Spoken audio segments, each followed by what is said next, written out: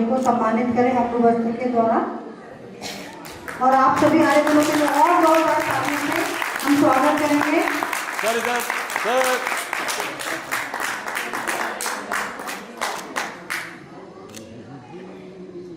एक बार जोरदार तालियों से स्वागत करेंगे माननीय अतिथि जी का।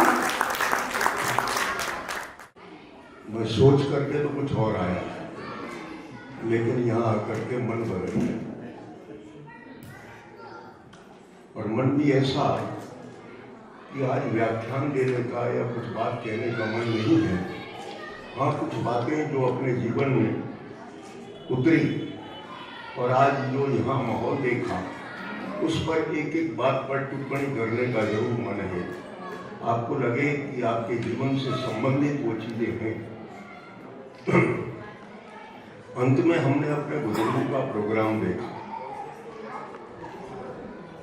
कोई कवि ने लिखा है, हार्ट अटैक का मरीज का ऑपरेशन करने डॉक्टर गया तो उसने एक पंक्ति बोली कि अगर हंस बोल करके मिल लेते यारों के साथ तो हमें नहीं खोलना पड़ता इन दिल औजारों के साथ। आप सबने जो ये प्रकल्प प्रारंभ किया है, ये अत्यंत प्रशंसनीय है। मैं अपने जीवन से संबंधित कुछ बातें जो बिल्कुल खरी है, खरी वो आपको निवेदन करना चाहूँगा। सभी से आग्रह है कि बिल्कुल शांत मुद्रा में बैठ करके और सुने।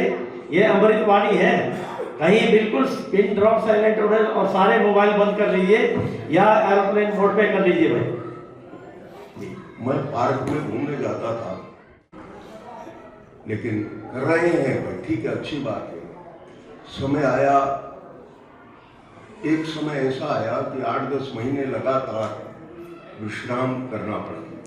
विश्राम भी ऐसा कि न चारपाई से उठना न कुछ, परिस्थिति भगवान ने बनाई ऐसी। फिर एक बहुत विपरीत परिस्थिति से गुजरना पड़ा, तो शरीर ऐसा डर हो गया कि हाथ न हिले न पांव हिले, खड़ा न हुआ जाए।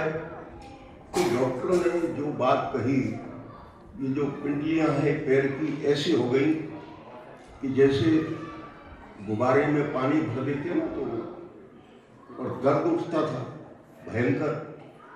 सेवक था, वो थोड़ा बहुत करता था, रात को नींद नहीं आती थी। तो डॉक्टर से हाथ जोड़कर कहा, मैं डॉक्टर साहब बहुत परेशान हूँ, क्या करूँ, कोई दवाई दे दो। उसने कहा कोई दवाई असर नहीं करेगी। क्या करेगी, मैं आप सब लोगों के लिए निवेदन कर रहा हूँ। उसने कहा खड़े हो जाओ।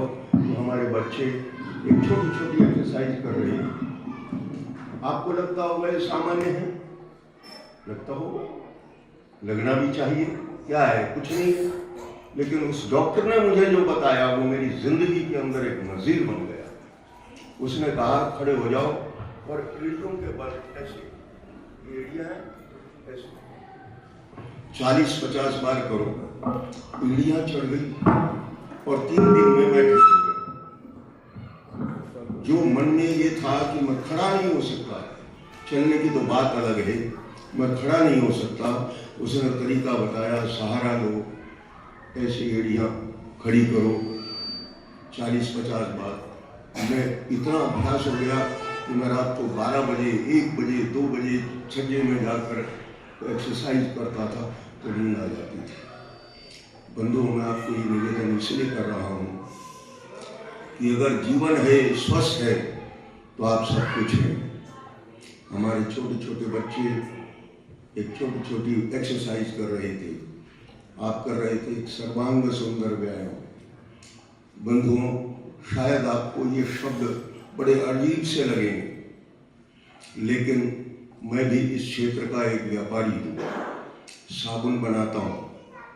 आप जगह जगह विज्ञापन देखते होंगे कि फलाना साबुन, में किसी का नाम क्यों नहीं, ये साबुन आपकी सौंदर्य बढ़ाता है। बंधुओं, क्षमा करना मुझे, दुनिया का कोई भी साबुन सौंदर्य नहीं बढ़ा सकता, ना सब धोखा है, सौंदर्य बढ़ाएगा तो केवल आपकी एक्सरसाइज बढ़ाएगा,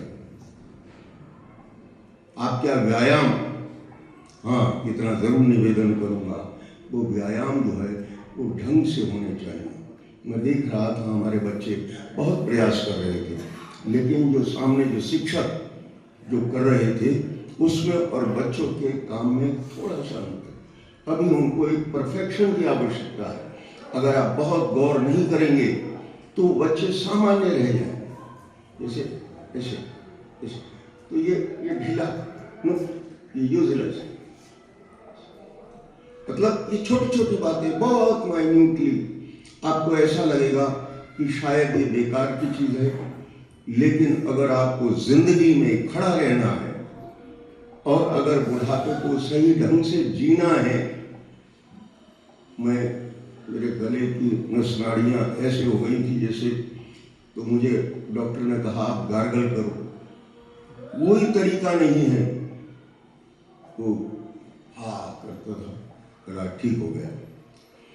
मेरा निवेदन ये है कि ये जो चीजें हैं, महर्षि दयानंद ने लिखा कि शारीरिक, आत्मिक और सामाजिक उन्नति करना हमारा कर्तव्य है। अगर हम शारीरिक उन्नति नहीं करेंगे, शरीर से स्वस्थ नहीं होंगे, तो बंधु आप न धार्मिक कृत्य कर सकते हैं, न गृहस्थ के कार्य कर सकते हैं, न अपने जीवन की सुरक्षा कर सकते हैं, और पराधीन रहेंगे। दुनिया में सबसे बड़ा दुख अगर कोई है तो पराधीनता, बहुत बड़ा दुख। मैं तो भुक्तभोगी रहा हूं, इसलिए कह रहा हूं। मैं डॉक्टर के पास जब गया, खड़ा भी नहीं हो पा रहा था, तो डॉक्टर बड़ा परेशान था, भाई आप बहुत परेशान लग रहे हैं। मुझे डॉक्टर ने कह दिया था कि इसकी मृत्यु 2, 3, 4 महीने में निश्चित है, हॉस्पिटल से जाएगा, घर नहीं जा सकता। मुझे किसी ने भेज दिया, हैदराबाद गया, लंग ट्रांसप्लांट हुआ, तो मैं बहुत चिंतित। कोई किसी को कह दे भाई तेरी जिंदगी 3 महीने की है, और वो भी हॉस्पिटल में, तो उस व्यक्ति पर क्या गुजरेगी। तो डॉक्टर आया तो उसने कहा कि आप बहुत परेशान हैं, क्या चाहते हैं। मैंने कहा डॉक्टर साहब केवल इतना चाहता हूँ कि चारपाई से उठ करके खुद बाथरूम तक चला जाऊं। बड़ा हंसा। ये पराधीनता है। आदमी की क्या जिंदगी है। सृजति तावद शेष गुणाकरम, ये संसार में मनुष्य का शरीर इतना सुंदर बनाया, लेकिन वो किसी भी क्षण बुदबुदे की, पानी के बुदबुदे की तरह नष्ट होने वाला बना दिया। ओहो कष्टम अपंडितता, क्यों जी राम निवास। बंधुओं, मैं बच्चों के प्रोग्राम देख रहा था, उससे बाद एक नारी शक्ति का प्रोग्राम आपने देखा। बात बहुत छोटी सी है। आज देश के अंदर बहुत बड़ा इसका एक नारा है, प्रचलन है। मैं आपको कुछ भारतीय संस्कृति से जोड़ करके इस बात को रखना चाहूंगा। हमारे भारतीय संस्कृति में एक परंपरा रही कि महिलाओं का नाम पहले उच्चारण किया जाता। अगर आपने गौर ना किया हो तो कर लो। आर्य समाज 3 चीजों को मानता है, त्रैतवाद का समर्थक है। और वो 3 चीज क्या है अगर मैं पूछूं तो अनेक हैं, लेकिन अगर मैं कहूं तो 3 गुरु माने गए तो कौन, बताइए। हाँ जी, माता पिता। पहले नाम किसका बोला, क्यों। मुझे जाने का अवसर मिला एक बार नागपुर विश्वविद्यालय, मनु के संबंध में गोष्ठी हुई, और वहां पर मुझे विषय दिया गया कि मनु की दृष्टि में नारी का स्थान, मनु की दृष्टि में नारी का स्थान। लगभग 70-80 प्रोफेसर्स और लेक्चरर यूनिवर्सिटी के उस गोष्ठी में थे। लगभग 300-400 व्यक्ति वहाँ थे, जिसमें 70-80 यूनिवर्सिटीज के लेक्चरर और प्रोफेसर थे।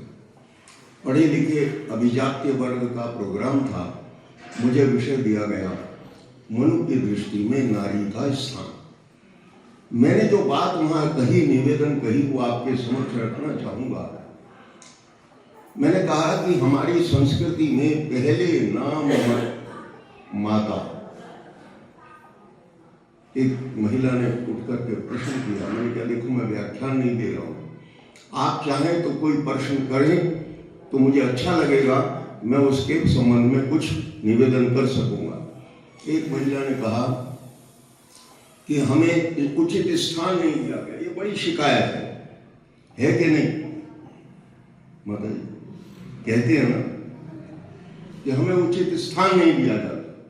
मैंने बड़े विनोदी स्वभाव से कहा, मैंने कहा आपकी अवस्था तो वो है जैसे एक लाला जी की दुकान होती है ना, और मुनीम जी के हाथ में चाबी होती है। तो लाला जी से किसी ने कहा भाई पैसे दे दो, 50,000 रुपये दे दो। तो उसने कहा मैं क्या करूं, मेरा मुनीम देता नहीं। अब ये बात कितनी अच्छी लगती है। आप कहेंगे अच्छा बेवकूफ लाला, इसका मुनीम ही नहीं देता। मैंने कहा भाई मालिक तो हो आप, और जो पुरुष है वो तो आप ही बोलोगे। भाई मालिक तो हो आप, और पुरुष तो एक वो मुनीम की तरह। आप कहो और वो ना करे ऐसा तो संभव नहीं है। बोले कैसे? मैंने क्या दुनिया के अंदर बड़ा कौन होता है, ये फॉर्मूला मेरे कहने से नहीं है, आपके कहने से नहीं होगा। फॉर्मूला वो होगा जो गणित का विद्यार्थी कहेगा, 2 दूनी और 2 तिया 6। ये वो है जो हर व्यक्ति कहेगा बड़ा कौन। मुझे एक अवसर मिला, मैंने देखा एक जगह फायर ब्रिगेड, बहुत तीव्र आग लग रही। मैं कमला नगर रहता था, बहुत तेज आग लग गई। गद्दों की दुकान थी और वो आग फैलती जा रही। लगभग 10-12 फायर ब्रिगेड की गाड़ियां उसको बुझाने में लगी, लेकिन वो आग काबू नहीं आ रही। एक सीनियर अफसर आया, बहुत नौजवान, एकदम चुस्त दुरुस्त। गाड़ी आई और मैं वहां खड़ा था, मैं उसका प्रत्यक्षदर्शी गवाह हूं। वो व्यक्ति आया और गाड़ी रुकने से पहले, जीप रुकने से पहले वो गाड़ी से कूद करके बाहर आ गया। चारों तरफ देख करके उसने देखा उस तरफ वहां, और वो इतनी तेज दौड़ करके पहुंचा कि उसके साथ चलने वाले लोग हक्के बक्के रह गए। उसने कहा उस पाइप के अंदर कम प्रेशर है। वहां दौड़ करके गया, प्रेशर में तुरंत सारे आगे पीछे अफसर उसके पीछे, और वो जैसे ही प्रेशर बढ़ा वहां का, कैसी आग काबू में आ गई। लगभग 100 से अधिक आग बुझाने वाले वहां उपस्थित थे, लेकिन आग किसने बुझाई मुझे बताओ? उस एक आदमी ने जिसने कहा कि इन पाइपों में प्रेशर कम है, उसको तुरंत प्रेशर बढ़ाया और आग काबू में आ गई। बंदो बड़ा कौन जिसके बिना बोलो काम ना चले, जिसके बिना काम ना चले, वो बड़ा सीधा सा फॉर्मूला है। मैं बड़ा, आप बड़े, ये बड़ा, वो बड़ा, कुछ नहीं। जिसके बिना काम चल जाए वो बड़ा नहीं है, और जिसके बिना काम ना चले वो बड़ा। तो उस महिला ने पूछा हम बड़ी कैसे? तो गणित का सवाल है, आप सबसे पूछूंगा, उत्तर आपने देना है। उत्तर अपने आप आएगा, अंतिम उत्तर अपने आप आएगा। महिलाएं बड़ी कि पुरुष? हाँ जी, बता नहीं पा रहे। मैं गणित का प्रश्न देता हूं, एक कागज पे हल करता हूं, आपको बुरा ना लगे तो मेरी बात को समझ लेना। मैं कुछ देर के लिए सारी महिलाओं को ये मानता हूं कि ये खत्म हो गई दुनिया से, क्षमा करना। सारी महिलाएं, जो 1 घंटे की पैदा हुई बच्ची है वो भी समाप्त हो गई, और जो 105 साल की बुढ़िया माता है वो भी समाप्त हो गई। कागज पे बना रहे, असल में कागज पे सारी महिला जाति का समापन। कौन बच गई? होगा क्या? क्यों जी?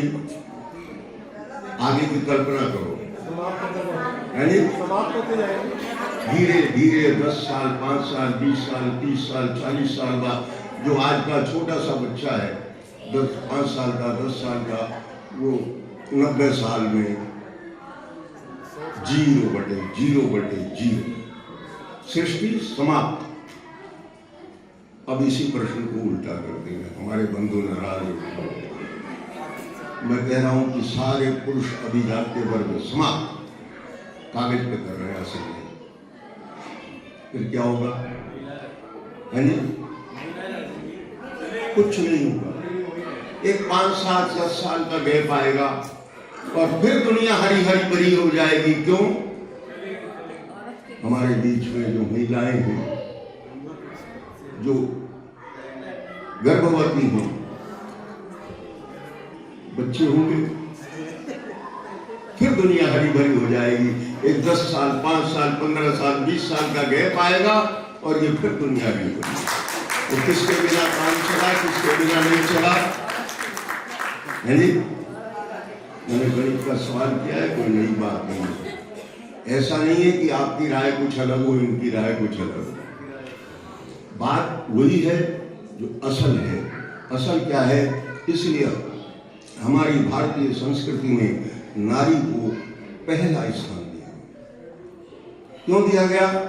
कि अगर मां ना सिखाए किसी भी भाषा को, दुनिया का कोई भी भाषा ले लीजिए, उसके बारे में एक शब्द प्रचलित है, क्या? Mother language. कोई नहीं कहता फादर लैंग्वेज, कहता है? आपकी मदर लैंग्वेज क्या है और फादर लैंग्वेज है? तो मदर लैंग्वेज है। मतलब में एम मका दो सारे अदर्स। देखो जी, ये तो आप जो मर्जी कहो, अब आप अदर लैंग्वेज कह दो, लेकिन मदर लैंग्वेज है, हमारी मातृभाषा है। बंधुओं, बच्चे को माँ जो भाषा पढ़ा देती है, 3 साल का बच्चा अपनी जिंदगी के अंदर हर वो सेंटेंस बोल देता है। किसी लड़के को आपने ये नहीं देखा होगा कि मैं जाती हूं बोलता हूं। किसी लड़की को ये नहीं कहते देखा मैं पीता हूं। वो मुंह बिगाड़ करके कभी कभी बच्चे बोलने लग गए मैं जाता हूं, लेकिन आपको 99.9% कोई ग्रामेटिकल मिस्टेक किसी 3 साल के बच्चे में नहीं मिलेगी जो ये कह दे कि मैं खाता हूं, मैं पीती हूं। उल्टा बोल नहीं होता। क्यों? माँ ने उसको सिखाया है क्या? और 3 साल के अधिक आप 5 साल तक उसको अंग्रेजी सिखाओ। उसने कब सीखी? पहले साल तो वो हूं करता है। कब सीखी? उस 3 साल के दौरान जिस वक्त आपने ये सोचा कि ये कुछ नहीं सीखता, हूं कर रहा है, बोलता नहीं है, उस वक्त वो सीख रहा होगा। किससे? मां से। जो मां कह देती है वो हो जाता है। मैंने उस संबंध में नागपुर में एक बात और कही थी। मैंने कहा ये मां है जो एक, मैं शब्द कहूं तो इम्पोर्टेंट व्यक्ति को भी पुरुष का दर्जा, पिता का दर्जा दे देती। मैंने अपनी जिंदगी में बहुत सी घटनाएं देखी। किसी को बालक नहीं था, समाज ने व्यवस्था दी, उसने जिस भी तरीके से वो बालक रखा, समाज का भय था। पिता सामने आया, उस बच्चे को बताती है देख तेरे पापा है। वो व्यक्ति संतान उत्पत्ति नहीं कर सकता, लेकिन उस मां ने उस इंपोर्टेंट व्यक्ति को भी पिता का दर्जा बना। इसको कहते हैं नारी शक्ति। बंधुओं में क्षमा करना, मैं कुछ बातें भावावेश से और हकीकत से जुड़ करके कह रहा हूं। शायद हमारी भारतीय संस्कृति महर्षि दयानंद के नेतृत्व से प्रभावित होकर के हमारे भारतीय संस्कृति में एक वो परंपरा बनी। आज बहुत सी चीजें गवर्नमेंट ने, समाज ने एक्सेप्ट कर ली शायद इस वजह से समाज की जो प्रासंगिकता है वो कुछ आपको भटकी हुई नजर आती है कि अब इस बात की आवश्यकता नहीं है। लेकिन बंधुओं, क्षमा करना, आज समाज की आवश्यकता जिस तरह से है, मुझे मिर्ज़ापुर की एक घटना स्मरण आती है। एक हमारे वर्मा जी थे, नाम तो मुझे, इतिहास का विद्यार्थी नहीं हूँ तो मुझे नाम बहुत अच्छी तरह याद नहीं रहती हूँ, लेकिन कुछ कुछ बातें स्मरण हैं। तो वर्मा जी थे, वो बहुत इंटेलेक्चुअल व्यक्ति थे, प्रोफेसर थे, पढ़े लिखे व्यक्ति थे और कई पीढ़ियों से आर्य समाजी थे। उनका स्वभाव कुछ गंभीर रहता था, हंसते नहीं थे, सामान्य व्यवहार रहता था, गंभीर रहते थे, अंतर्मुखी थे। एक शुक्ला जी थे, दिल्ली यूनिवर्सिटी के प्रोफेसर रहे। उन्होंने देखा कि भाई वर्मा जी बड़े सुस्त से रहते हैं, तो उनको मन में विनोद आया, मतलब ये लगा कि इसका मजाक करें जैसे आपस में। तो उन्होंने कहा, भाई वर्मा जी आप आर्य समाजी हैं। वर्मा जी बड़े परेशान कि मेरा कोई बहुत निकट का परिचय नहीं, फिर भी शुक्ला जी पूछ रहे हैं कि आप आर्य समाजी हैं। बोले जी हाँ हूँ तो सही, लेकिन आपने कैसे पहचाना? बोले जी इसलिए कि आप सुस्त रहते हैं और मुझे ये लगा कि आर्य समाजी तो सुस्त ही रहते हैं, आर्य समाजी सुस्त रहते हैं, गंभीर रहते हैं। तो वर्मा जी ने जो उत्तर दिया बंधुओं, वो स्मरण रखने योग्य। उसने कहा, भाई मैं क्यों सुस्त रहता हूँ वो सुन लो।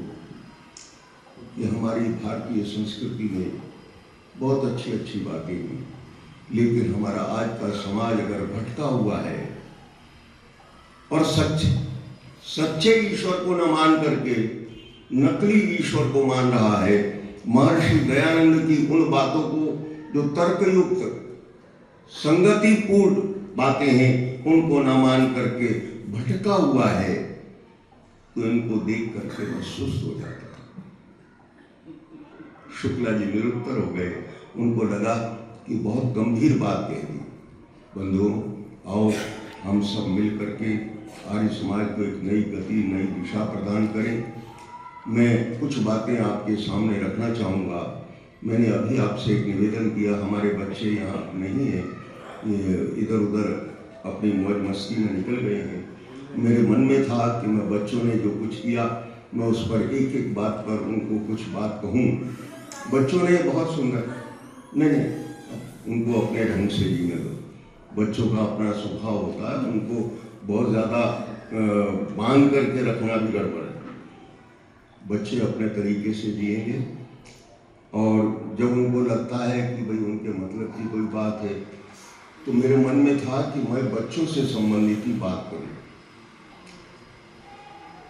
बच्चों ने जो कुछ भी किया, आज मैंने देखा कि वो बहुत गंभीरता से गीता के श्लोक का उच्चारण कर रहे हैं।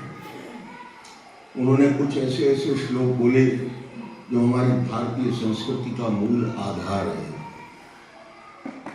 अगर उन बच्चों को उसका अर्थ, उससे संबंधित जानकारी भी मिले तो और बेहतर होगा।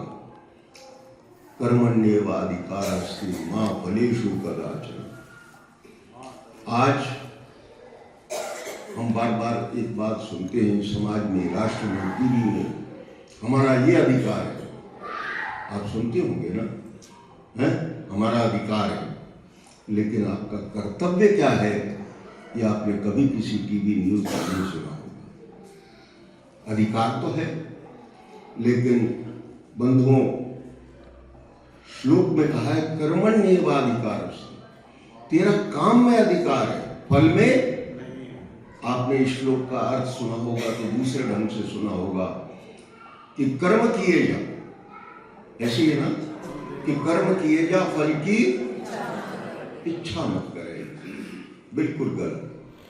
हमारे बीच में संस्कृत के विद्वान भी बैठे हैं, उनकी उपस्थिति में कह रहा हूं, अगर गलत हो तो बैठ करके अलग से बता दें। कर्मण्येवाधिकारस्ते, कर्म में अधिकार है, मां फलेषु, फल में अधिकार नहीं है। इच्छा तो है, अगर फल में मेरी इच्छा न होगी तो मैं काम कर सकूंगा? नहीं कर सकेंगे, नहीं। बंधुओं, आज हमने हर जगह एक चीज, एक जुमला उछलता देखा है कि आपका ये अधिकार है, आपका कर्तव्य क्या है, इस पर कोई नहीं बोला।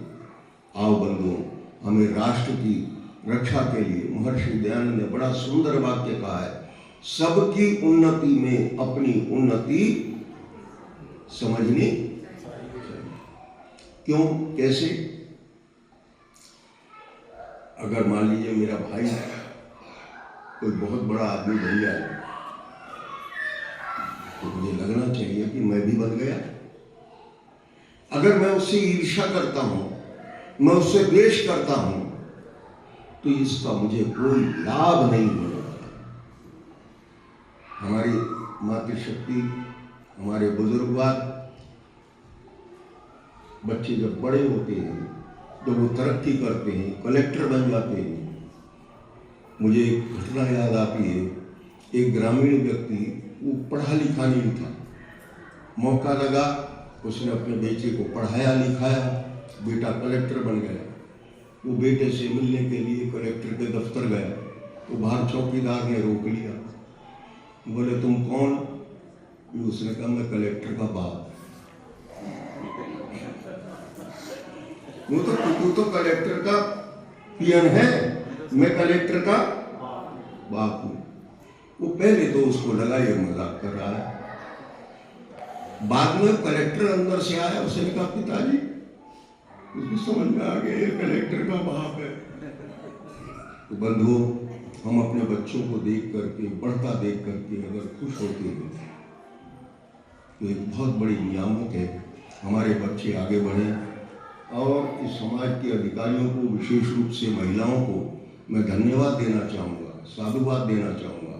उन्होंने बच्चों को, न केवल बच्चों को बल्कि जवानों को और हमारे बुजुर्ग बालों को भी ऐसी एक्टिविटी में लगा दिया कि जिससे उसके जीवन में एक खुशियों की लहर दौड़े। मैं बहुत अधिक न कहते हुए मैं आज अपने अंदर हृदय से अत्यंत प्रसन्नता का अनुभव लिए हुए यहाँ से प्रस्थान करना चाहूँगा और इतना ज़रूर कहना चाहूँगा कि आप सब लोगों का एक बार पुनः धन्यवाद करता हूँ। अंतर्राष्ट्रीय आर्य महासम्मेलन में आप में से कितने लोग पधारे ये तो मुझे नहीं मालूम, मैं भी अपने कार्य में व्यस्त रहा, लेकिन कितने लोग पधारे थे मैं जानना जरूर चाहूँगा। कुछ लोग गए थे, कम गए, लेकिन अगर जो लोग जा पाए थे उन्होंने वहाँ का जो माहौल देखा होगा, उससे आपको एक चीज का आभास तो जरूर होगा कि लोग कहते हैं कभी कभी आर्य समाज कमजोर हो गया। आर्य समाज में क्या है, कमजोर हो गया, कोई आता नहीं, नौजवान नहीं आते हैं, बच्चे नहीं आते हैं। मैं आपकी सेवा में निवेदन कर दूं कि हमने रजिस्ट्रेशन आमंत्रित किए थे, भाई जो आए उनको रजिस्ट्रेशन कराना है। उस रजिस्ट्रेशन की जो रिपोर्ट है, जो उसमें 2-3 बातें लिखी थी, आपका नाम, आयु, ये और भी 2-3 बातें थी, ज्यादा नहीं, इलाका कहाँ से आ रहे हैं। तो उसका जो रिजल्ट हमने आकलन किया है वो एवरेज आयु 33 वर्ष थी आने वालों। और जो अगर आपने घूम घूम करके देखा होगा, इतना विशाल मैदान, हर तरफ एक मंजर, लोगों का मंजर, ऐसा नौजवान, बच्चे, बच्चियां, हमारी बुजुर्ग, हमारा दिशा निर्देश करने वाले हमारे बुजुर्ग, हमारे विद्वान, हमारे सन्यासी, इतनी बड़ी संख्या के अंदर वहाँ उपस्थित थे। और केवल भारत के नहीं थे, भारत के हर कोने के व्यक्ति थे, गोवा से, भूटान से भी लोग आए। और केवल भारत के नहीं थे, हमारा मस्तिष्क में था कि 38 देशों के, लेकिन 35-36 देशों के लोग बड़ी बड़ी संख्या में आए, जिसको वहाँ लघु भारत कहते हैं। मॉरिशस से 90 से अधिक लोग आए। पूरे विश्व के लोगों का वहाँ प्रस्थान हुआ, आना हुआ। एक बहुत बड़ा संगम, एक ऐसा तीर्थ जो आपके अंदर, मेरे अंदर और सब आर्यों के अंदर एक उत्साह का संचार करेगा, वहाँ उपस्थित हुआ। आप सभी लोगों ने जिन्होंने नहीं देखा होगा वो कम से कम मेरा आग्रह है कि वीडियो, आपने वीडियो वगैरह तो आते होंगे, मैं समझता हूँ कि इतना मीडिया के अंदर प्रचलित है कि संभवतः आप अगर एक सप्ताह तक लगातार देखें, कम से कम 8-10 घंटे लगातार, तो वीडियो समाप्त नहीं होंगे। नई नई वीडियो, नई नई चीज़ें, 9-10 हॉलों के अंदर लगातार प्रोग्राम 12 घंटे चलते वाले, सुबह 6 बजे से रात के 10 बजे तक, 11 बजे तक प्रोग्राम चलने वाले हर वीडियो को अगर आप देखेंगे तो शायद आपको एक सप्ताह का समय भी कम पड़ जाएगा। मैं गंभीरता को छोड़ते हुए एक दो छोटी छोटी बातें आर्य समाज से संबंधित आपसे निवेदन करना चाहूँगा। जैसा मैंने अभी आपसे कहा कि वर्मा जी ने कहा था कि भाई बहुत से लोग भटके हुए हैं, इसलिए कभी कभी देखते हैं तो मन में उत्साह भंग हो जाता है और गंभीरता आ जाती है। हमारे रामचंद्र देलवी होते थे, नाम सुना आपने? कम लोगों ने सुना। पंडित रामचंद्र देलवी हमारे वो विद्वान थे जिसको हमारे भारतीय परंपरा में एक नाम देते हैं अकबर बीरबल के किस्से। कोई भी बात कहनी हो तो अकबर बीरबल की कहानियों के माध्यम से जोड़ देते। पंडित रामचंद्र देलवी आर्य समाज की वो शख्सियत थे जिन्होंने बहुत सहज तरीके से आर्य समाज के सिद्धांत को, पक्ष को रखा। मैंने अभी आपसे निवेदन किया था कि आर्य समाज त्रैतवाद को मानता है, 3 चीजों को मानता है। 3 चीजों में ईश्वर, जीव, प्रकृति। बहुत से लोग हैं नहीं मानते हैं, उन्होंने क्या 3 की क्या आवश्यकता है, प्रकृति की क्या आवश्यकता है, तो अपने आप बन गई। प्रकृति की क्या आवश्यकता? तो देलवी जी के एक मित्र थे, वो ईसाई थे, वो नहीं मानते कि भाई 3 चीज होती है। तो एक बार वो स्कूल के अंदर पीटी के टीचर थे, तो देलवी जी से बार बार पूछते थे 3 चीजों की क्या आवश्यकता है। अब देलवी जी का एक अभ्यास था, अगर उनको माहौल ना लगे तो बात शुरू नहीं करते। उनको लगे कि बात समाप्त नहीं होगी तो बात को शुरू नहीं करते थे। उन्होंने क्या, ठीक है कभी मौका लगेगा तो बताएंगे। एक दिन घूमते घूमते स्कूल में चले गए। वो टीचर जो है, पीटी के टीचर थे, बच्चों को दौड़ कराते। तो दौड़ कैसे कराते हैं? रेडी 1 2 3। जो भिन्न वर्गों के बच्चों की दौड़ हो रही थी, देलवी जी बैठे रहे, देखते रहे। 1 2 3 4 5 6 7 दौड़ हुई। जब फाइनल रिजल्ट आ गया तो वो पसीना पूछते हुए देलवी जी के पास आकर के बैठे, नमस्ते भाई साहब, बहुत अच्छा किया आप आ गए। बोले अच्छा क्या किया, मैं तो ये देख रहा था आप दौड़ करा रहे हैं, लेकिन मुझे एक बात समझ में नहीं आई मित्र कि आपने जब दौड़ करा रहे थे तो कितनी बोली? कितना बोला? 3। रेडी 1 2 3। बोले एक बात बताओ, अगर आप 3 ना बोलते, कहते भागो, तो दौड़ शुरू नहीं होती थी? क्यों नहीं हो सकती थी कि नहीं? पिस्टल की एक वो दबाते शुरू कर देते। बोले नहीं, ये कुछ परंपरा है, रेडी 1 2 3 बोलने से ही दौड़ शुरू होती है। बोला बस इसी परंपरा को मैं आपको निवेदन कर रहा हूं कि हम 3 चीजों को मानते हैं। आप में से बहुत से मित्र हमारे व्यापारी वर्ग से भी संबंधित रहे। आपने देखा होगा कहीं गोली लगती है तो क्या बोलता है? 1 2 5001 5002। वो सोचता रहता है मैं 3 बोलूं, तो आपने बोल दिया नहीं 5100 5500, फिर दोबारा बोलता है 5501 5502 और 5503 कहते ही 5500 फाइनल हो गया और उसके बाद कुछ नहीं। परंतु देलवी जी एक ऐसी शख्सियत थे, उन्होंने बहुत छोटे छोटे तरीके से आर्य समाज के सिद्धांत और पक्ष को रखा। एक छोटी सी घटना कह करके बात को विराम लूंगा। और वो ये कि हमारे यहाँ कुछ लोगों में एक परंपरा रही है कि विवाह की चर्चा बहुत होती है। अब तो मुझे नहीं पता कब होती है वो, लेकिन इनके इसका इससे विवाह, किसका? तुलसी का ठाकुर जी से विवाह। सुना होगा? नहीं सुना? सुना है। तो देवी जी से पूछा, देवी जी पानीपत गए। उन्होंने कहा भाई जैसे मैंने कहा ना आज कि आज बोलने का मन नहीं है, केवल कुछ ऐसी चर्चा जो अपने घर में बैठ के कर लेता है, ऐसी चर्चा करने का मन है। तो किसी ने आकर के पूछा, देवी जी कल जो है ठाकुर जी का और तुलसा जी का विवाह था, आपकी इस संबंध में क्या राय है? बहुत अच्छी बात है। अब जितने हमारे आर्य बंधु बैठे थे, स्वामी जी बैठे थे, वो कहने लगे देवी जी का दिमाग खराब हो गया है। बोले मैं तो इसका समर्थन करता हूँ, तुलसा जी का और ठाकुर जी का विवाह का समर्थन करता हूँ। अब वो सोचने लगे कि देवी जी जैसा व्यक्ति ठाकुर जी का और तुलसी जी का विवाह का समर्थन कर रहा है, पागल हो गए क्या?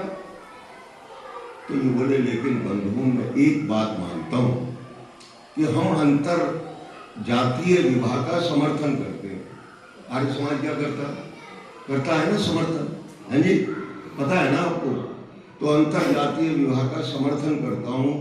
भाई तुलसा जी एक पौधा है, वो एक ठाकुर जी जो भी है, आपको सबको मालूम। तो ये अंतर जातीय विवाह हो गया, मैं इसका पूरी तरह से समर्थन करता हूं, लेकिन मुझे एक बात का दुख रहेगा। क्या? ये दोनों के कभी संतान नहीं होंगे। ये कहकर के छोटी सी बात को उन्होंने इस तरह से प्रस्तुत किया कि लोगों को ये समझ में आ गया कि ये बेमेल विवाह और ये चीज संभव नहीं। बंधु, हमें छोटी छोटी बातों से आर्य समाज की इन सिद्धांतों से लोगों को परिचित कराना चाहिए। मेरा इतना ही निवेदन है। आप सबको पुनः पुनः बधाई, पुनः पुनः साधुवाद, पुनः पुनः आप सबके उत्साह के लिए मैं एक सैनिक सल्यूट की तरह आपको प्रणाम अवश्य करूंगा। हमारी मातृशक्ति जिन्होंने मंच संचालन में भी एक ऐसी महारत हासिल की है कि उन्होंने सबको प्रेरणा देते हुए आर्य समाज को आगे बढ़ाने का संकल्प किया है। मैं उस मातृशक्ति को, इन बच्चों को भी बहुत बहुत प्रणाम, साधुवाद, ओम शांति, धन्यवाद। बहुत धन्यवाद करती हूँ। आपने बहुत सरल शब्दों में आर्य समाज के सिद्धांतों के बारे में समझाया, महिला सशक्तिकरण और योग का हमारे जीवन में क्या महत्व है हमें बताया। उपस्थित आर्यजनों से निवेदन है कि एक बार फिर से प्रधान जी के लिए तालियां बजा दीजिए। के लिए बुलाना चाहती हूँ मंच के सामने सर्वप्रथम प्रधान श्री धर्मपाल आर्य जी, आप मंच के सामने आए। आपके स्वागत और धन्यवाद स्वरूप और आप आर्यजनों से निवेदन है जोरदार तालियों से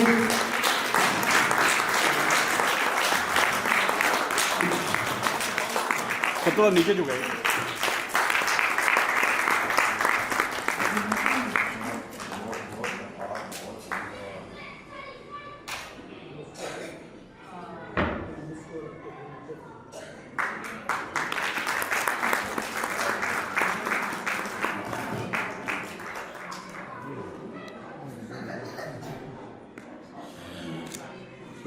इधर देखिए, इधर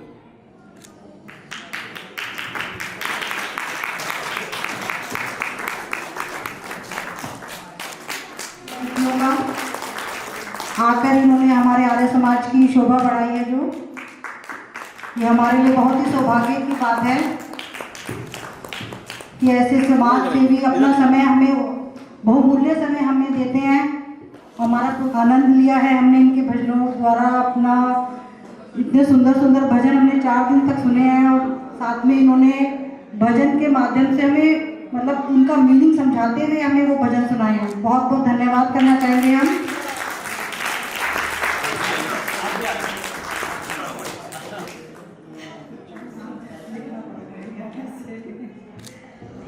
थोड़ा टेपर जी सर इधर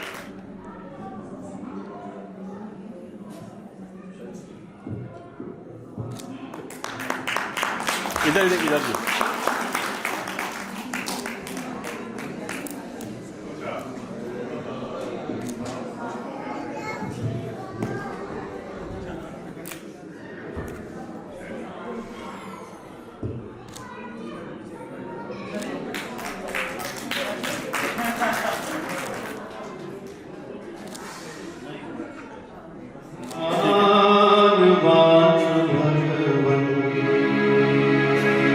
हमको भी ज्ञान दे दो, करुणा के चार छींटे करुणा निधान दे दो, हे ज्ञानवान भगवन हमको भी ज्ञान दे दो, हे ज्ञानवान भगवन हमको भी ज्ञान दे दो, करुणा के ज्ञान छीने करुणा निधान दे दो, हे ज्ञानवान भगवन हमको भी ज्ञान दे दो।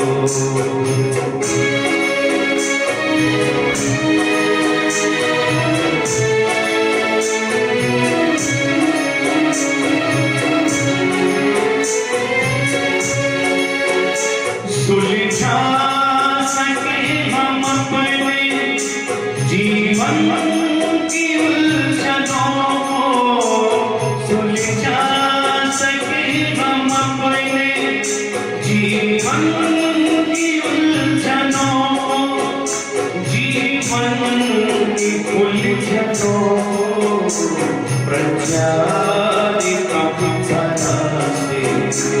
बुद्धि का दान दे दो, करुणा के चार छीने करुणा निधान दे दो, हे ज्ञानवान भगवन हमको भी ज्ञान दे दो।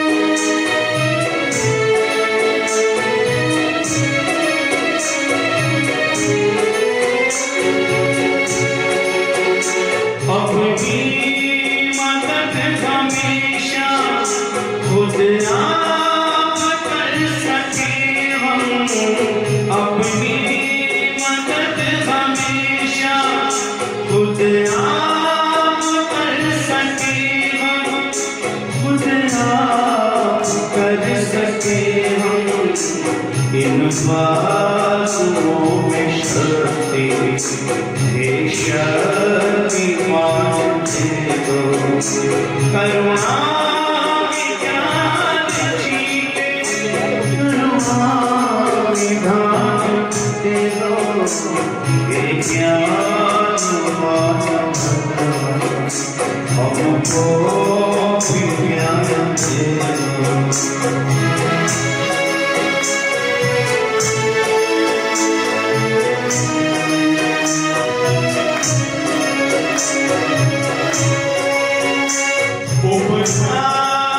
भावना से निर्भीक सत्यवाणी, उपकार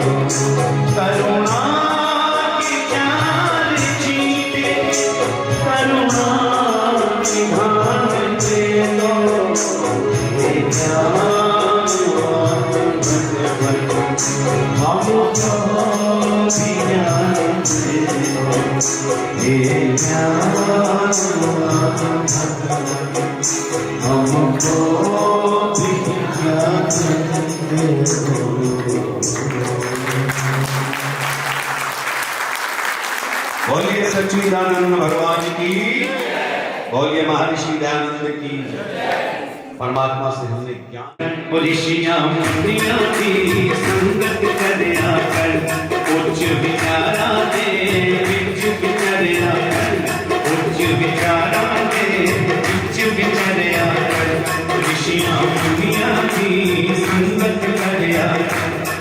खुशियां दुनिया की ठंडक करया करे।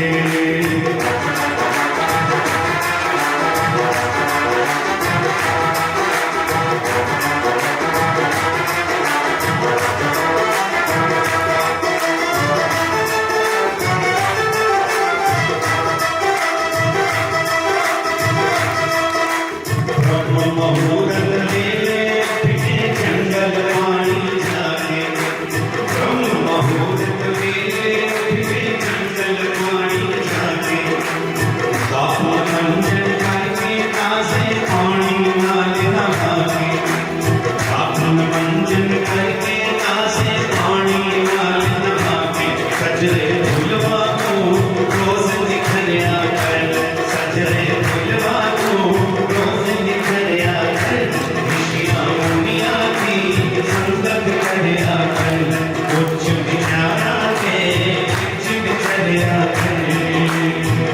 मेरे साथियों की गाएंगे रंग दे लगा दिया दुपट्टा मेरा रंग दे, बोलिए जोर से, रंग दे लगा दिया दुपट्टा मेरा रंग दे,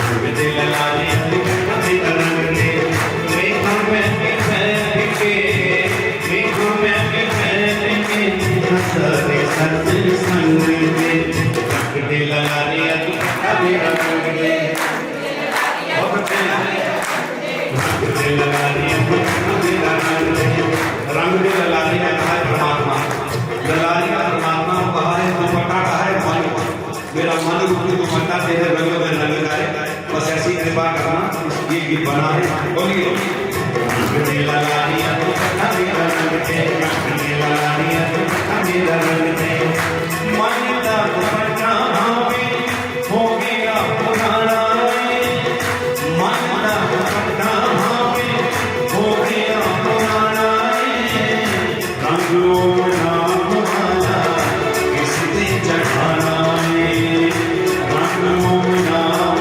वाला किसने चढ़ाना है, छेटी रंग चाल के थे, छेटी रंग चाल के थे, रस्सी उठे रंग दे, रंग दे लगा कभी इस जिंदगी का करिए रोना, प्यार संग संग वाला दिलों में दूर ना, प्यार संग संग वाला दिलों में दूर ना, रातों पथिक सारे, रातों पथिक सारे लोग है वो मांगते, रंग दे लगा दिया, रंग दे लगा दिया मेरा रंग दे, रंग दे लगा दिया मेरा रंग दे, देखो मैं भी बैठ के, देखो मैं भी बैठ के, नजर सच संग दे, रंग दे लगा दिया ताली के साथ,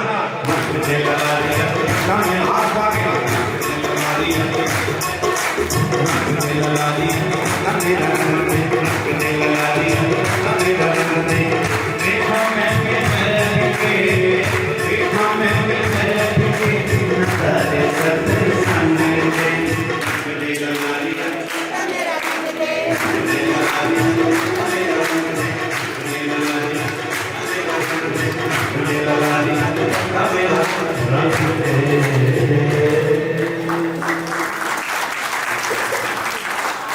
मुझे बातें करकर बहुत हृदय से आभार, भजन से प्रसन्न होकर के सम्मान किया है, मैं हृदय से आभार प्रकट करता हूँ।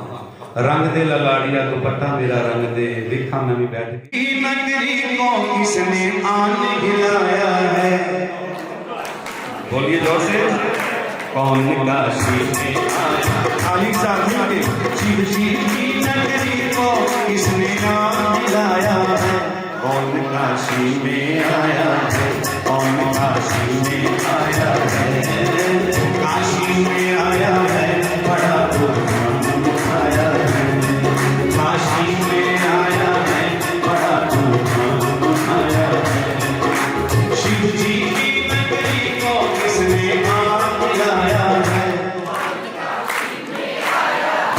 कौन काशी में आया है, कौन काशी में आया है।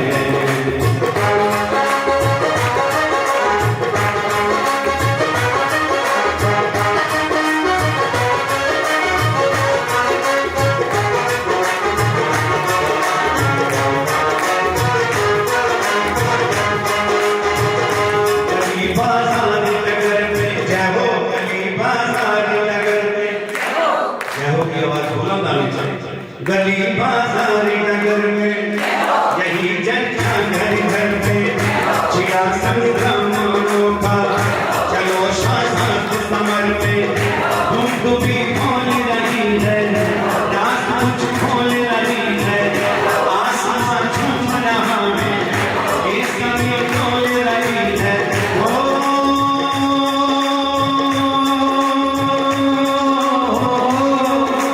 किसके आने की कारण भूकंप सहाया कौन काशी में आया है कौन काशी में आया है काशी में आया है बड़ा तूफान आया है शिव जी की नगरी को किसने आग लाया है कौन काशी में आया है कौन काशी में आया है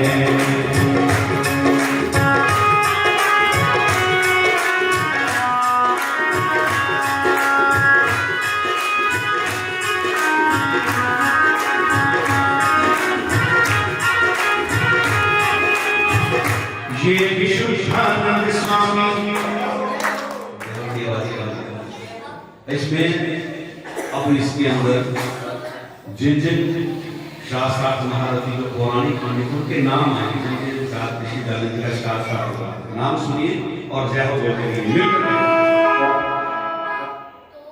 ये विशुद्धानंद स्वामी ये विशुद्धानंद स्वामी बाल शास्त्री संग्रामी भूमि में झेल बदनामी अंकिता तक है राधा मोहन विकास है विक्रम शिव सहाय शिव नारायण के पास है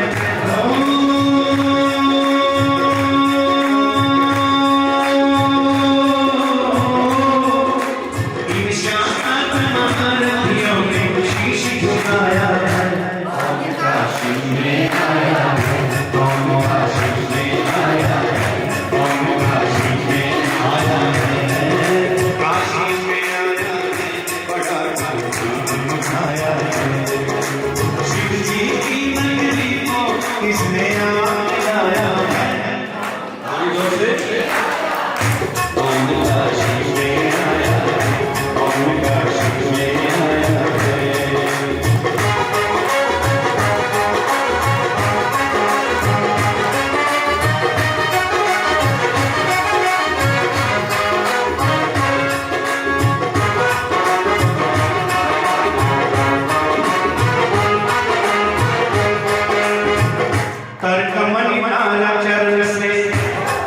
चरण से महेश से मंच पर आज पसीना बह गया ये पदन से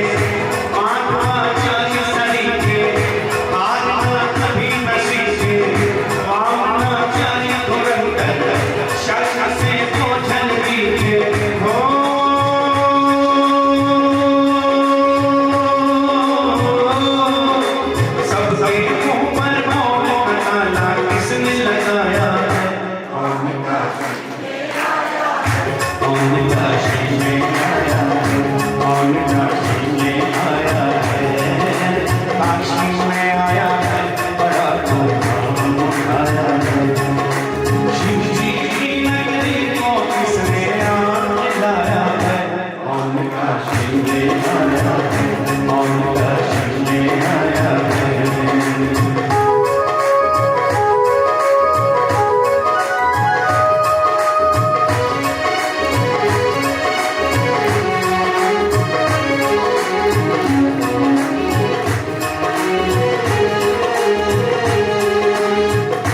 एक दंडी सन्यासी एक दंडी सन्यासी कर गया फरासी नाम सुनते ही छाई सबका चेहरे पे उदासी फिर चढ़ खाए चेला ऐ नया लंबेला पवन सुख पर लड़का भस्म सर गया मेला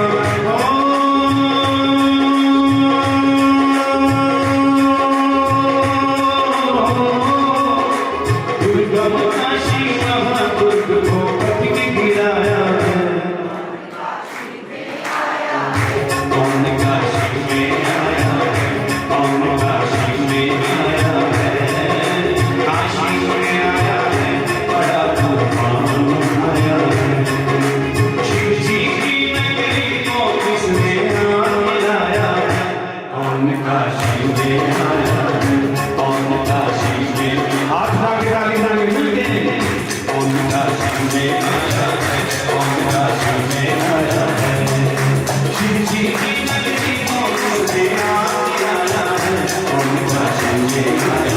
कौन काशी में आया, कौन काशी में आया, कौन काशी में आया।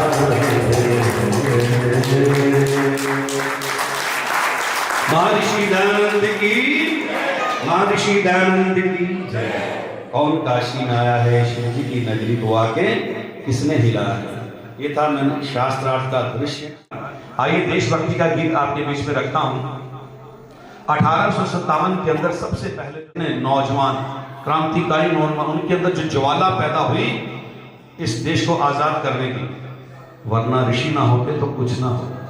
हम कहीं इधर उधर भटक गए होते, ईसाई मुसलमान बन गए होते, अभी भी हमारा देश गुलाम रहता।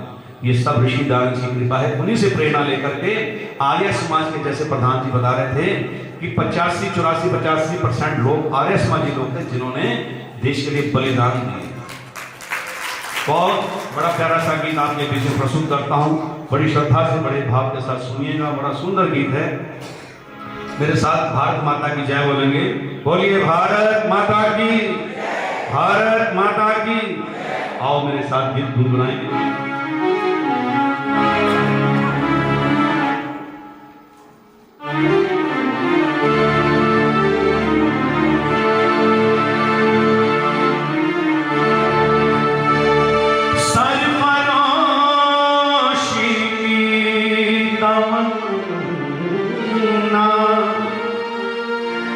अब हमारे दिल में है, देखना जोर कितना बाजुए का दिल में है। भारत माता की। मेरे साथ गाएंगे। ओ मेरा रंग दे बसंती चोला, मेरा रंग दे, ओ मेरा रंग दे बसंती चोला, मेरा रंग दे, मेरा रंग दे बसंती चोला, रंग दे बसंती चोला। पूरे गीत के अंदर ताली बजती रहती है। ओ मेरा रंग दे बसंती चोला, मेरा रंग दे, मेरा रंग दे बसंती चोला, रंग दे बसंती चोला। हम निकले इस देश की खातिर बस इतना अरमान है,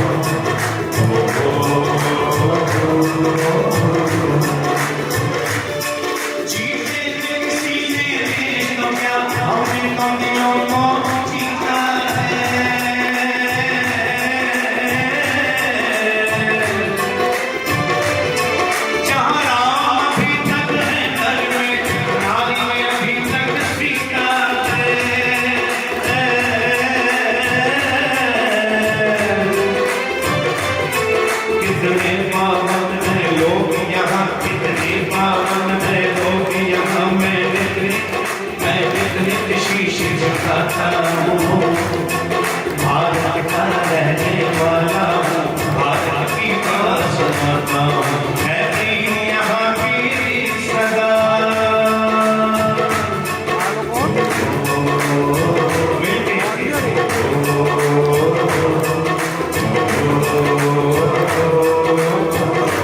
सब गाने के बाद इसका मेरे देश की धरती,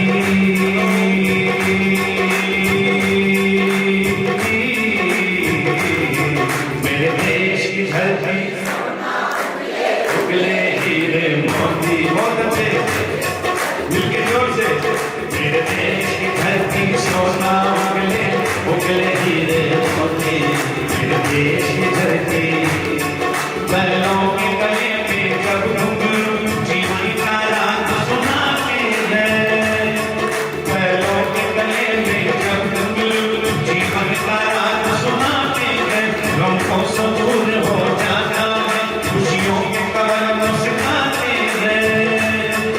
ओ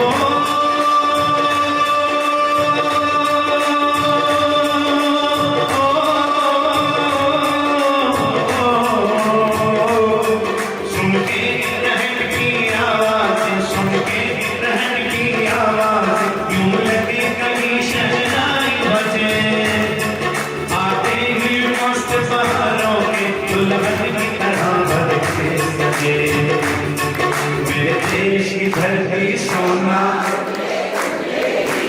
होती, मेरे देश की धरती, और रंगों से, मेरे देश की धरती सोना उगले, उगले हीरे मोती, मेरे देश की धरती।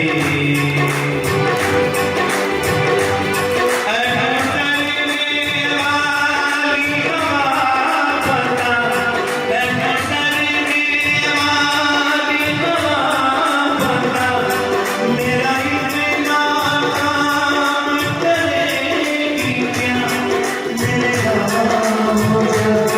मेरे दोस्त को सलाम दे।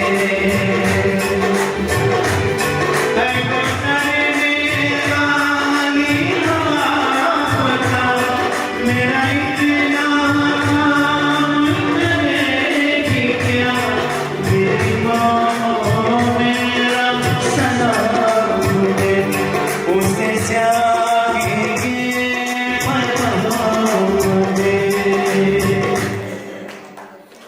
मैं वापस आऊँगा अपने गाँव में, ठंडी छाँव में, माँ के कदमों में, माँ के कदमों में, ये घर में सोना सोना है।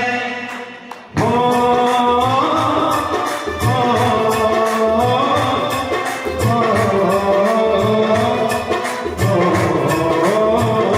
संदेश से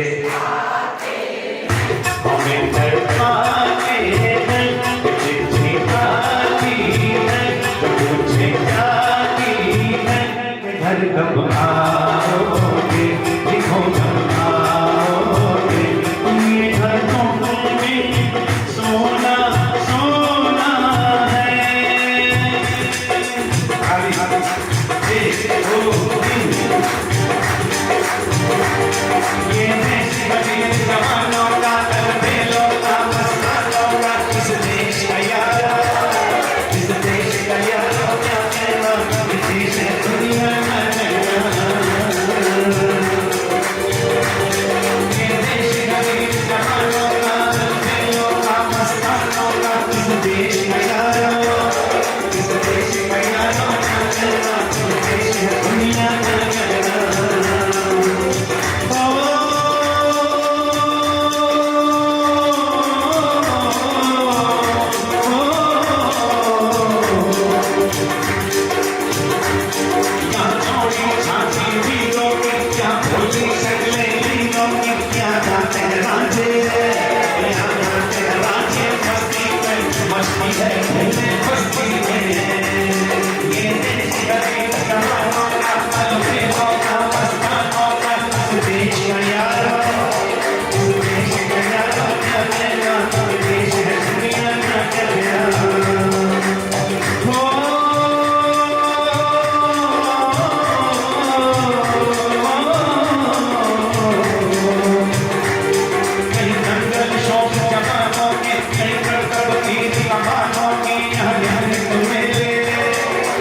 नित मेले लगते हैं, तुम बोलो नाचे बजते हैं।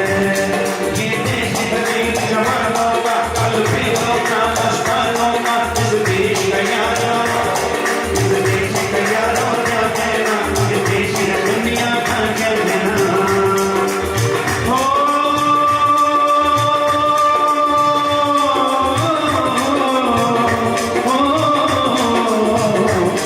दिल पर गए दिलदार हम दुश्मन के लिए तलवार हमने सामने मगर आवाज की है, जोश के साथ आवाज करनी चाहिए मिलके। दिल पर गए दिलदार हम दुश्मन के लिए तलवार मैदान में अगर मैदान में अगर हम बन जाए, मुश्किल है पीछे से जाए। ये देश गरीब जवानों का, अलविदों का, मस्तानों का, इस देश का यारो, इस देश का यारो क्या कहना, ये देश का दुनिया का कहना। आप सारे ताली ताली मिल गए। ये देश गरीब जवानों का, अलविदों का, मस्तानों का, इस देश का यारो, इस देश का यारो क्या कहना, ये देश का दुनिया का कहना। ये देश गरीब जवानों का, अलविदों का, मस्तानों का, इस देश का यारो, इस देश का यारो क्या कहना, ये देश का दुनिया का कहना, इस देश का यारो क्या कहना, ये देश का दुनिया का कहना, इस देश का यारो क्या कहना, ये देश का दुनिया का कहना। भारत माता की, भारत माता की, महर्षि दयानंद की जय हो। जय हो। वाणी को अभी आधे घंटे तक सब लगता है भूल गए कि हमें घर भी जाना है या भोजन भी करना है, तो सभी ने बहुत ही आनंद लिया। बहुत बहुत धन्यवाद आपका। अभी हम हमारे जो बीच में हमारे अध्यक्ष हैं माननीय विपिन खेड़ा जी, आपकी अध्यक्षता में आज के कार्यक्रम का समापन हुआ। आपसे निवेदन है कि अपने आशीर्वाद स्वरूप हमारे जो आप 5 दिन से भोजन सब कर रहे हैं, जो सारी व्यवस्था देख रहे हैं, आदरणीय माननीय हमारे दलचीन मनचंदा जी, आपसे निवेदन है कि मंच के सामने आ जाएं। आपका विशेष रूप से सम्मान करना चाहते हैं सबको। हाँ जी, और ये सारे रंगों वाला लेके आऊंगा। सारे कलर आ गए ना इसमें।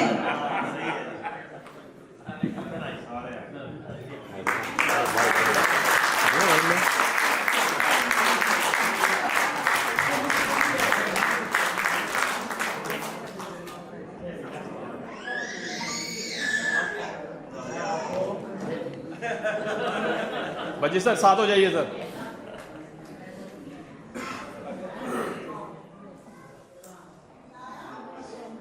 सर थोड़ा पीछे आओ।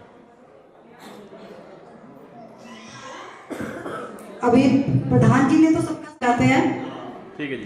तो सारी टीम आर्य समाज की खड़ी हुई है, तो उन सबसे निवेदन है और एक जोरदार तालियों से हम सबको उनका धन्यवाद करते हैं कि उनको हमें हमेशा इतना खुला मंच, इतने खुले दिल से हर चीज़ हमें देते हैं कि आप कुछ भी करो और मुझे बता दो कि क्या करना है। और हर चीज़ में वो छोटी से छोटी चीज़ में पूरा सहयोग करते हैं, मतलब इनका हमारे लिए रहता है हमेशा। तो बहुत बहुत हाँ जी, बिल्कुल आचार्य जी की तरफ से सभी हमारे आर्य समाज के पदाधिकारीगण, क्रांतिवीर जो उनको बोल रहे हैं, तो सभी का धन्यवाद और स्वागत।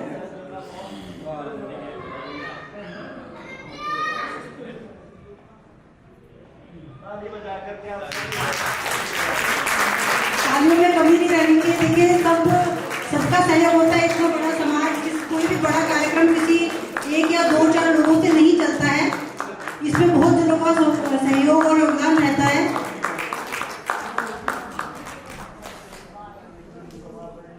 सबका सम्मान हो गया है और एक विशेष सम्मान हमारे आज के यज्ञ ब्रह्मा का, हाँ जी, यज्ञ ब्रह्मा का भी सम्मान हम करना चाहते हैं। इतने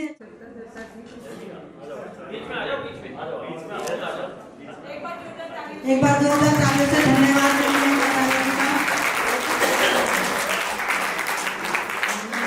और जो भी बैक स्टेज पे काम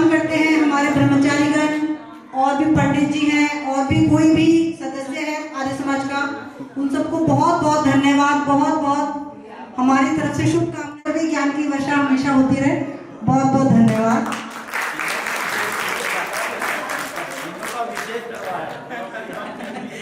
हाँ जी, आज आप विशेष हैं।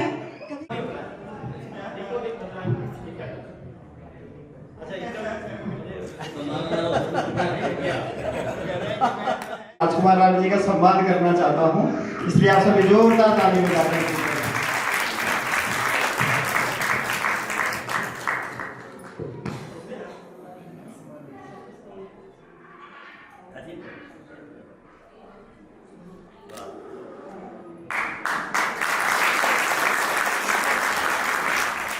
आज के इतने अच्छे कार्यक्रम के बाद मैं कुछ कहूँ तो मुझमें और भोजन में बाधा होगी।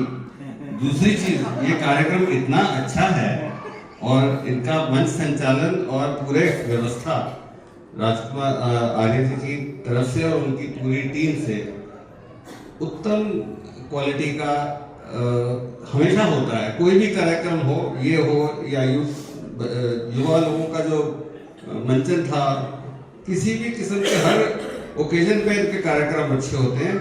और आज का तो हमें बहुत आनंद आया, लास्ट में जोश भी आ गया। दिनेश जी, आपका बहुत बहुत धन्यवाद। विद्वान की तो प्रवचन अभी हमने सुने नहीं है, तो उसके लिए टाइम देगा। आप सबको शुभकामनाएं। आपकी पूरी टीम, जो आपने युवा टीम को साथ में रखा हुआ है, उनका जोश और जो आपने सब किस्म के आयु के लोगों के लिए गतिविधियां रखी हुई हैं इस समाज में, वो उसकी प्रशंसा करनी चाहिए। छोटे बच्चों की भी एक्टिविटीज और बड़े लोगों में भी जो जोश दिलाया है, उससे आप बहुत सराहनीय काम कर रहे हैं समाज में। आपको बहुत बहुत बधाई।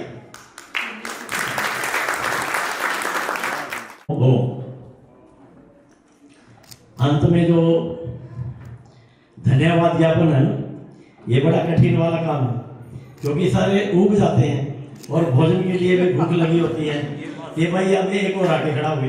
ऐसा मत समझिए भाई, मैं माफी चाहता हूँ कि बस 2-3 मिनट हुए, ज्यादा नहीं। ओम विश्वानि देव सविता दुरितानि परासुव यभद्रम तन्न आसुव। सर्वप्रथम मैं ईश्वरीय अनुकंपा के साथ सत्य सनातन वैदिक धर्म की ऋषि परंपराओं को नमन करता हूँ। आज के सभी यजमान परिवारों को शुभकामनाएं प्रेषित करता हूँ। यज ब्रह्मा आदरणीय आचार्य वेशभूषण जी एवं ब्रह्मचारी ऋषभ गौतम आर्य, विनय गौतम आर्य, मयंक आर्य, ब्रह्मचारी शेष आर्य, विवेक आर्य और भी सभी ब्रह्मचारीगण जो इस व्यवस्था में लगे थे, उन सभी का मैं धन्यवाद ज्ञापन करता हूँ, जिन्होंने इस सुंदर व्यवस्थित बृहद यज्ञ की व्यवस्था की। तो देखिए, एक कृतज्ञता होती है, क्योंकि कृतज्ञता जरूरी होती है भाई। जिन्होंने कुछ काम किया है उनके विषय में कुछ कहा जाए, उनकी प्रशंसा की जाए, कृतज्ञता व्यक्त की जाए, वही मैं कर रहा हूँ। मैं धन्यवाद करता हूँ इस सभा के अध्यक्ष आदरणीय डॉक्टर विपिन खेड़ा जी का, जिन्होंने अपने सातवें भाव के साथ यहाँ पदार्पण किया। आप एक निष्ठावान आर्य हैं, जो आर्य समाजों के सभी छोटे बड़े समारोह को आप सम्मान देते हैं। इनके साथ ही इनकी धर्मपत्नी आदरणीय मधु जी का भी मैं धन्यवाद करता हूँ, जो इनका बिल्कुल संरक्षण करती है हमेशा, जो इनको इस हीरे को जिन्होंने संभाल के रखा हुआ, उनका विशेष तौर पे मैं धन्यवाद करता हूँ। मैं धन्यवाद करता हूँ आज के मुख्य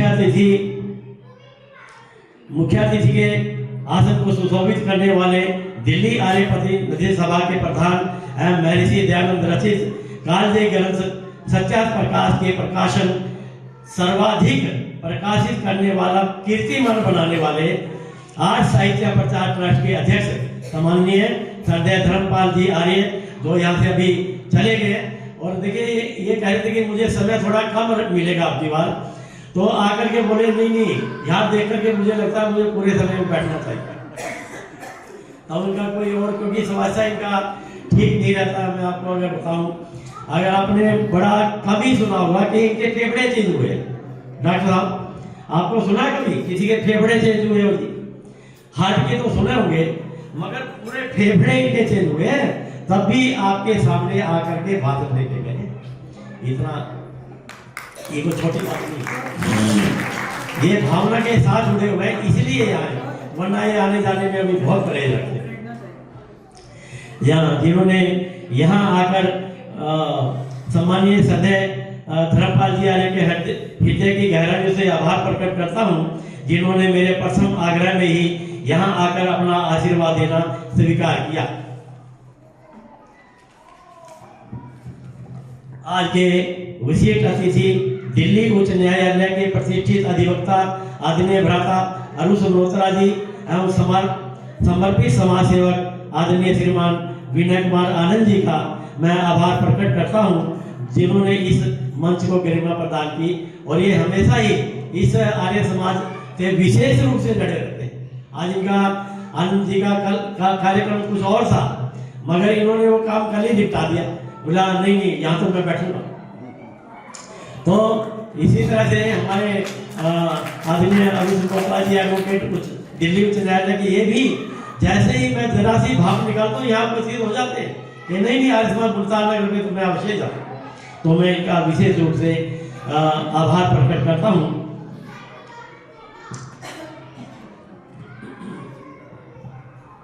वैदिक धर्म एवं महर्षि दयानंद के सर्वाधिक वचनों के रचनाकार श्रद्धेय सतपाल पथिक जी के यशस्वी सुपुत्र अंतरराष्ट्रीय ख्याति प्राप्त भजनोपदेशक आदरणीय भ्राता श्रीमान दिनेश पथिक जी का विशेष रूप से धन्यवाद करता हूं, जिन्होंने निरंतर 5 दिनों तक इस कार्यक्रम की भव्यता प्रदान कर उपस्थित जनों का मन मोह लिया। मेरा भी मन मोह, मेरा तो साथ में मोह ही लिया, सबका ही मोह लिया। बोलिए जी, एक बार ताली बजा के बताइए।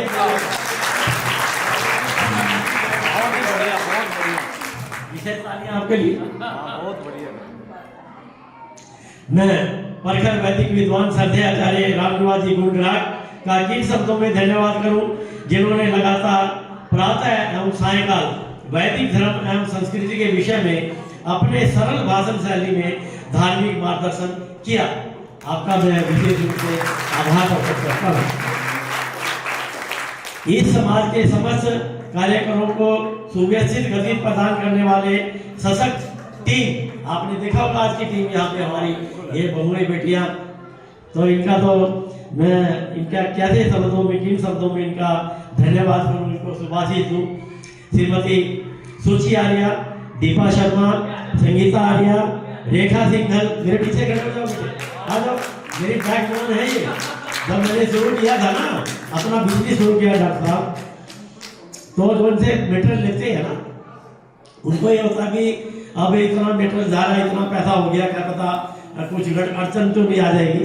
मैं उनको आसपास पता कैसे करता था, मैंने कहा भाई मेरे को मत देखो, मेरी पीठ को देखो, मेरी पीठ स्टेनलेस स्टील की है, इस्पात की है, आप मैं मर जाऊंगा, आपसे पैसे नहीं भरेगा। बोले जी ऐसी बात मत। तो मेरी जो बॉडी पीछे की है ना, ये स्टेनलेस स्टील की है, इस्पात की बनी हुई है, तो इसलिए मैं घबराता नहीं। ये समस्त कार्यक्रमों को सुव्यवस्थित गति प्रदान करने वाली टीम श्रीमती सुची आर्या, दीपा शर्मा, संगीता आर्या, रेखा सिंघल, तनेहा अग्रवाल, दिव्या ग्रोवर, श्रीमती सुमन अरोड़ा, सुमन ग्रोवर जी, विभा सिंघल एवं समस्त कर्मचारीगण का मैं विशेष धन्यवाद करता हूं और इनको मैं अपना शुभाशीष प्रदान करता हूं। सभी बालकों का जिन्होंने इस कार्यक्रम में अपना भाग लिया है, इतना सुंदर कार्यक्रम आपके सामने प्रस्तुत किया है, उन सभी को मैं अपना शुभाशीष प्रदान करता हूं। अपने सभी वरिष्ठ शिष्य मंडल आदरणीय माता शकुंतला सेठ, सुषमा बुटी, कांता तलवार जी, अनुपमा शर्मा जी, ललिता नागपाल जी, महामंत्री आदरणीय भाई जयेंद्र प्रकाश आर्य जी, कोषाध्यक्ष आदरणीय प्रेम मित्र आर्य जी, वह सभी कार्यकारी सदस्यगण का मैं आभार प्रकट करता हूं, जिनके आशीर्वाद से सभी कार्यक्रम संचालित होते हैं। इस कार्यक्रम में विशेष सहयोग व आशीर्वाद देने वाले, जिनका भी हमने सम्मान किया था, आदरणीय भाई दलीप मनचंदा जी, जिन्होंने भोजन व्यवस्था को कुशलता एवं पुरुषार्थ से संपन्न किया है। आदरणीय भाई सतीश विधानी जी, जवाहरलाल चुग जी, वंशपाल जी आर्य, राकेश ओबराय जी का मैं विशेष धन्यवाद, जिनके सहयोग के बिना यह व्यवस्था संभव नहीं थी। इन्होंने निहत बिल्कुल अनहद गति से साथ में मिलकर के कहने की जरूरत नहीं पड़ती कि कौन सा काम करना है, कौन सा काम नहीं करना है। और मैं एक बात और कहा करता हूँ कार्यकर्ताओं से, भाई जो आकर के कुछ लोग ऐसे कहते हैं कि जी कोई काम हो तो बता देना प्रधान जी, हम खड़े मिलेंगे, कोई काम हो तो बता देना। तो मैं समझ लेता हूँ ये किसी काम का आदमी नहीं, जो आगे काम में लग जाता है ना और वही काम का आदमी है। ठीक है जी, ठीक है, तो काम हो जाएगी, कार्यक्रम संपन्न हो पाते।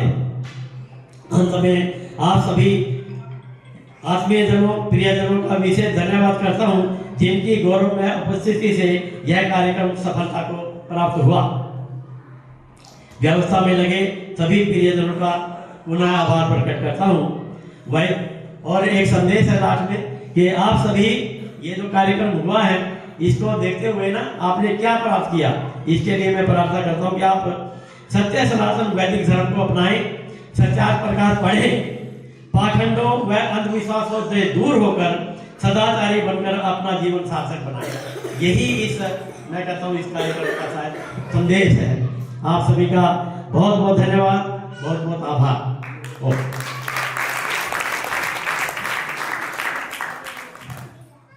पाँच दिनों तक ब्रह्म यज्ञ देव यज्ञ को किया, और क्योंकि ऋषि कहते हैं जो यज्ञ शब्द है वो देव पूजा, संगतिकरण और दान से संपन्न होता है। तो हम सभी ने खूब ईश्वर के गुणगान किए, विद्वानों के द्वारा हमें नवीन नवीन बातों को, शास्त्रों के रहस्यों को जानने का अवसर प्राप्त हुआ। सुंदर भजनों के द्वारा ईश्वर की कितनी असीम कृपा हमारे ऊपर है, किस प्रकार उस परमपिता परमेश्वर ने हमें इतनी विशेष सुंदर प्रकृति, इतना सुंदर शरीर प्रदान किया है, उस परमात्मा के प्रति समर्पण के भावों की हमारे अंदर वृद्धि हुई। हम सभी ने प्रत्येक दिन देव यज्ञ को संपन्न किया, अपने जो जड़ देव हैं उनको सबको प्रसन्न किया। प्रवचनों के द्वारा हमने स्वाध्याय की विधि को संपन्न किया, और ऋषिजन कहते हैं कि वो यज्ञ कभी भी पूर्ण नहीं होता जिसका अंतिम चरण दान संपन्न ना हो। इसलिए ऋषियों ने यज्ञ की पत्नी किसे कहा गया है? दान को कहा है कि जो दक्षिणा है वो यज्ञ की पत्नी है। जैसे एक पुरुष बिना अपनी अर्धांगिनी के अधूरा है, वैसे ही ये जो यज्ञ है ये बिना दक्षिणा के अधूरा है। तो आइए इस आध्यात्मिक यज्ञ के जो पुरोधा रहे हमारे बीच आदरणीय आचार्य राम निवास गुणग्राहक जी, आदरणीय भाई दिनेश पथिक जी, स्वामी भगवान देव जी के द्वारा जो हम सभी को मार्गदर्शन प्राप्त हुआ, उनको दक्षिणा प्रदान करने के लिए मैं निवेदित करूंगा।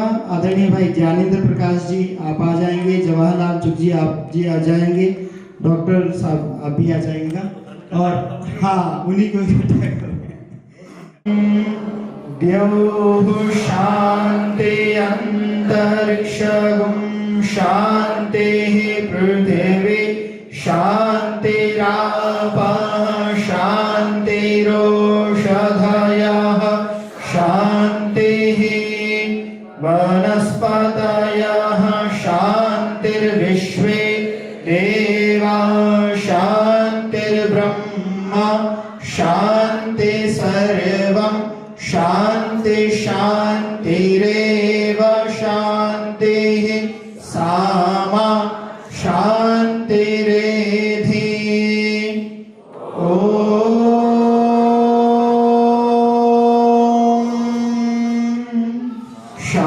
शान्तिः शान्तिः शान्तिः।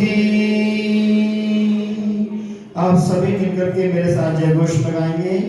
ये सत्य सनातन वैदिक धर्म की मर्यादा पुरुषोत्तम श्री रामचंद्र की, योगी राज श्री कृष्ण भगवान की, गुरुवर विरजानंद की, महर्षि देव दयानंद की, स्वामी श्रद्धानंद की, ऋषि मुनियों की, पंडित लोकनाथ तर्क वाचस्पति जी की, भारत माता की, गौ माता का पालन करें, आर्य समाज अमर रहे, वेद की ज्योति जलती रहे, ओम का झंडा ऊंचा रहे, धर्म का झंडा ऊंचा रहे, सत्य का झंडा ऊंचा रहे, कृणवंतो विश्वमार्यम।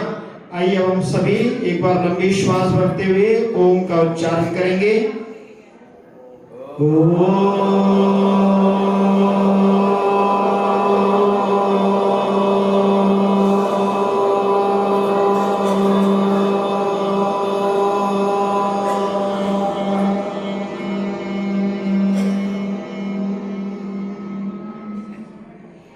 वैदिक अभिवादन, सभी को सादर नमस्ते।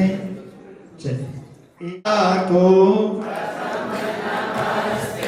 परम पिता को, जिसने जगत रचाया है, जिसने जगत रचाया है। दूजी नमस्ते मात पिता को, दूजी नमस्ते मात पिता को, जिन्होंने गोद खिलाया है, जिन्होंने गोद खिलाया है।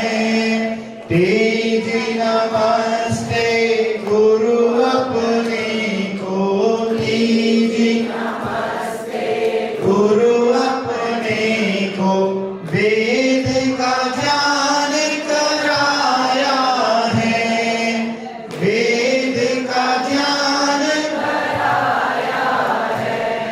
चौथी नमस्ते आप सभी को, चौथी नमस्ते आप सभी को, आपका दर्शन पाया है, आपका दर्शन पाया है। प्रभु आपका दर्शन पाया है, आपका दर्शन पाया है, आपका दर्शन पाया है, आपका दर्शन पाया है।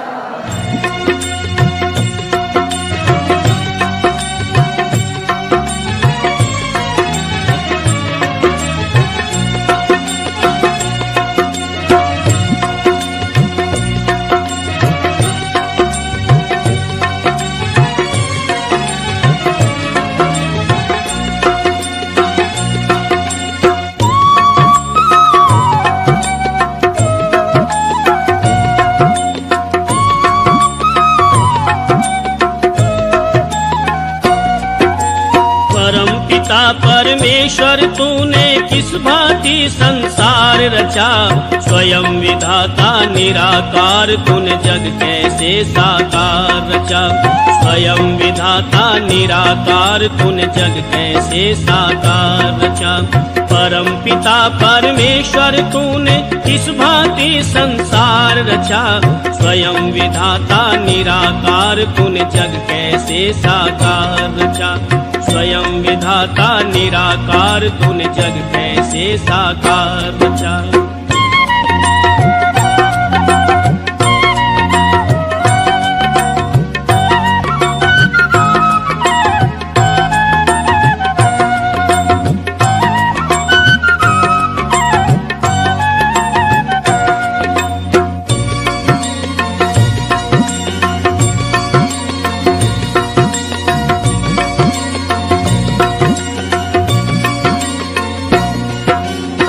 से भरा नभ का आंगन, सूरज चंदा कर रहे गमन, घन घोर घटा कर दी गर्जन, कहीं शीतल मंद सुगंध पवन, कहीं शीतल मंद सुगंध पवन। ये बिन सीमा का नील गगन, जिसमें पक्षी करते हैं भ्रमण, मिल रहा उन्हें निश दिन भोजन। हे जगदीश्वर तुमको धन धन, हे जगदीश्वर तुमको धन धन। कौन सी वस्तु की शक्ति से, कौन सी वस्तु की शक्ति से सब कुछ सर्वाधार रचा। स्वयं विधाता निराकार, तूने जग कैसे साकार रचा। स्वयं विधाता निराकार, तूने जग कैसे साकार रचा। परम पिता परमेश्वर तूने किस भांति संसार रचा। स्वयं विधाता निराकार, तूने जग कैसे साकार रचा। स्वयं विधाता निराकार, तूने जग कैसे साकार रचा।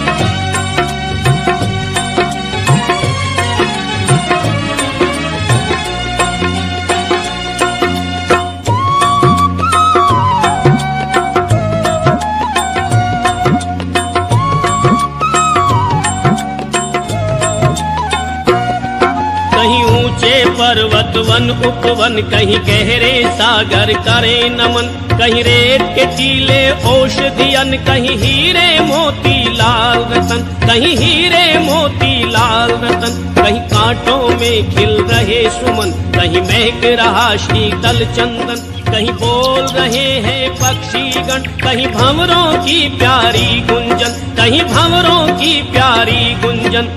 कहीं डाली में फूल रचे हैं, कहीं डाली में फूल रचे, कहीं फूल के नीचे खार रचा। स्वयं विधाता निराकार, तूने जग कैसे साकार रचा। स्वयं विधाता निराकार, तूने जग कैसे साकार रचा। परम पिता परमेश्वर तूने किस भांति संसार रचा। स्वयं विधाता निराकार, तूने जग कैसे साकार रचा। स्वयं विधाता निराकार, तूने जग कैसे साकार रचा।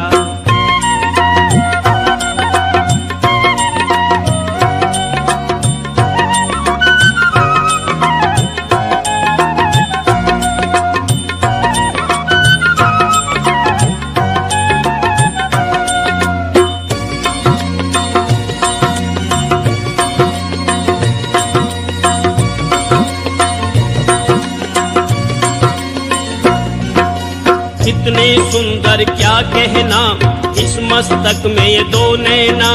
इतने सुंदर क्या कहना, इस मस्तक में दो नैना।